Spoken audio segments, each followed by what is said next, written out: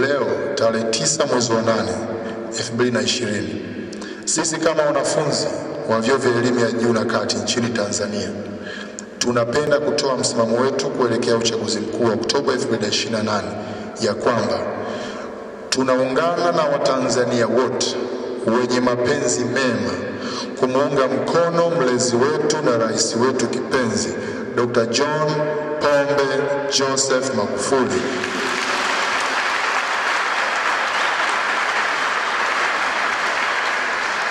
leo tarehe 9 mwezi wa 8. Sisi kama wanafunzi wa vyuo vya elimu ya juu nchini na kati Tanzania tunapenda kutoa msimamo wetu kuelekea uchaguzi mkuu Oktoba 28, 2020 ya kwamba tunaungana na Watanzania wote wenye mapenzi mema kumuunga mkono mlezi wetu na rais wetu kipenzi Dr. John Pombe Joseph Magufuli kuhakikisha anashinda kwa kishindo ili aweze kutimiza malengo yake na kuifanya Tanzania mpya ya viwanda kufikia uchumi wa juu kabisa.